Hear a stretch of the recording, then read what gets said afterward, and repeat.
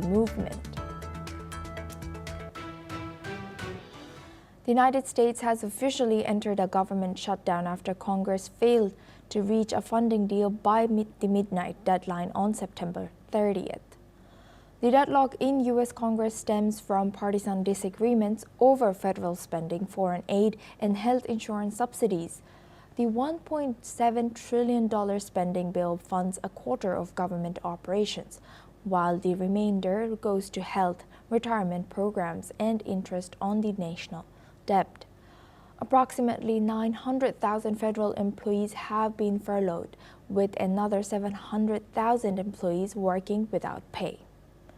Additionally, essential services like Medicare, Medicaid, TSA, and Amtrak remain operational, but the White House warns layoffs could start just 2 days. Let's listen into what the White House had said about the imminent layoffs. Unfortunately, because the Democrats shut down the government, the president has directed his cabinet, and the Office of Management and Budget is working with agencies across the board to identify where cuts can be made, and we believe that layoffs are imminent. They are, unfortunately, a consequence of this government shutdown. Democrats and Republicans have been trading blame, with GOP leaders calling the Schumer shutdown over health care coverage disputes.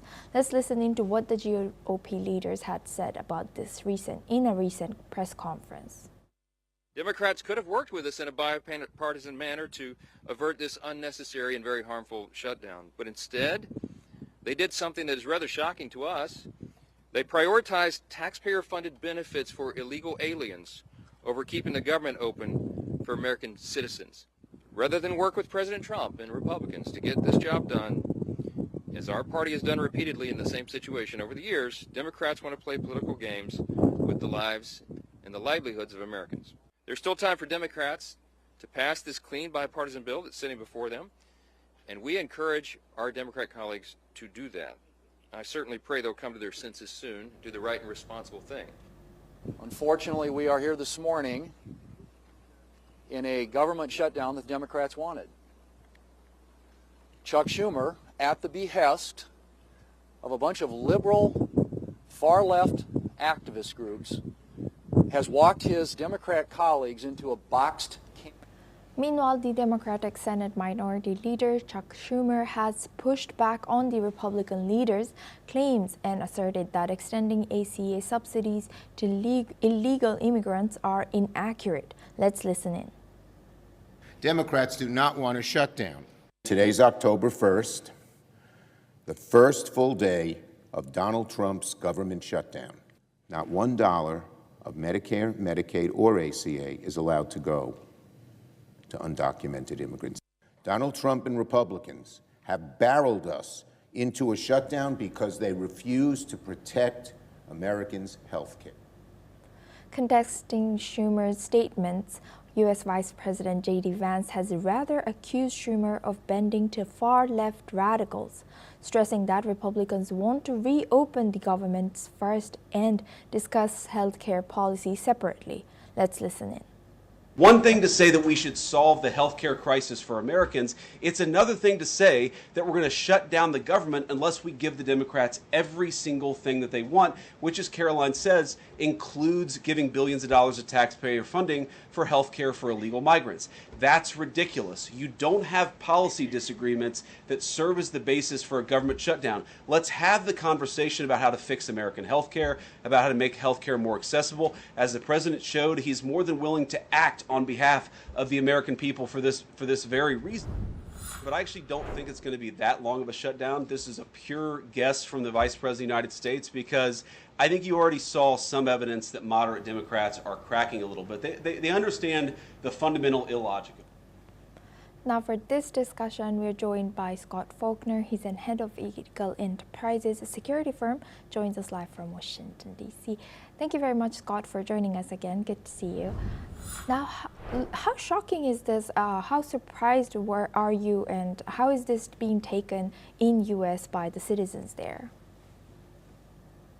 I think most people figured there was going to be a government shutdown going back several weeks. The issue is the Republicans in the House passed what we call a clean continuing resolution, only about 20 pages long, which was basically just to keep the government open till literally the end of November. That would give time for the 12 appropriation bills to work their way through both the House and the Senate. And it basically keeps all funding at the levels that it is today, plus whatever inflation on top of that. The Democrats basically want to undo what people have called the big beautiful bill that was passed this spring and reverse a lot of the policies there and restore a lot of additional funds that were cut from that with that legislation.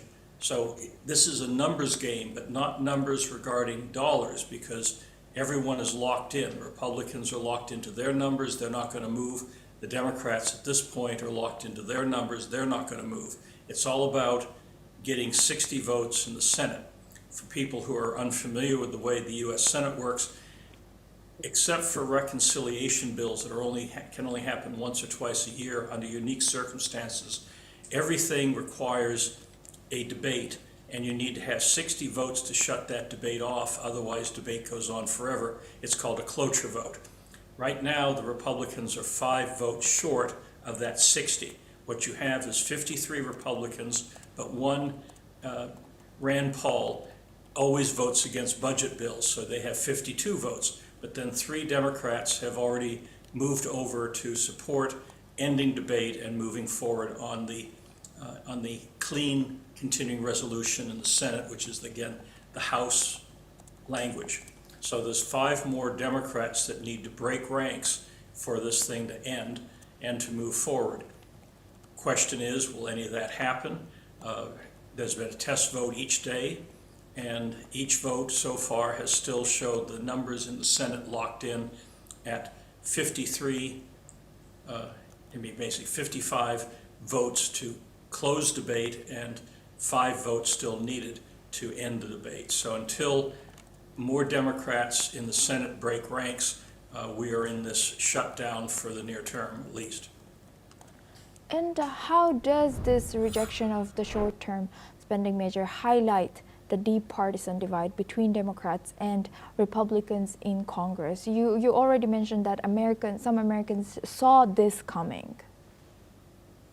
Yeah, I mean, again, it's literally trench warfare in Washington, D.C. between the Democrats and the Republicans. And there's really very little middle ground. And the big issues are this immigration issue, that Schumer is technically right that federal funds do not directly fund health care for illegals, but he forgets to mention that states like New York and especially California get federal funds reimbursing for them covering illegal alien health care. And the big beautiful bill, as people call it, closed that loophole back in the spring. The Democrats want to reopen that loophole so that illegals can get health care. So this is a major issue. I mean, literally like a third rail, which anyone steps on it, they're going to get burned. And so it's really what is locking things down. Where the numbers are going to come from is right now 60% of Americans polled blame the Democrats for this shutdown, including the New York Times, which is a left of center newspaper. So a lot of these Democrat senators who may be up for re-election next year during our 2026 congressional elections may decide to break ranks in order to cover themselves, because I don't think this is, the adage is, this is not a hill they're going to want to die on. And now, what are the long-term consequences of this shutdown? The key is that October 8th, the federal government pays everyone every 2 weeks. The next payroll comes out October 8th. So between now and then, if the shutdown is resolved, nothing really happens. I mean, museums are closing, people have been sent home, other people are basically working without pay at the moment. But until we pass the October 8th payroll deadline, not that much really changes. If we go past that, then we start to get into people not getting paychecks and having to be reimbursed later, and that becomes very expensive and sometimes complicated. the last major, that's why most shutdowns, and there's been many of them over the last 20 years, usually get resolved in 2 or 3 days, but the House is out because of Yom Kippur, and so they're out until next Tuesday. The other issue is that the last major fight, which happened during the Trump era in 2018, went 35 days.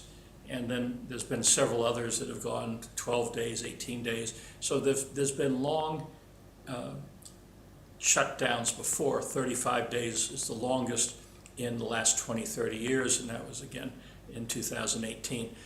When you go that long, you're getting into projects, you're getting into contracts, and you're getting into really stretching resources. And so we're going to see what kind of political pressure is going to be put mostly on the Democrats, because Republicans are not going to budge on this. I think they have the upper hand. Right. With that, I would like to thank Scott Fortner for joining us and sharing that insight all the way from States. Thank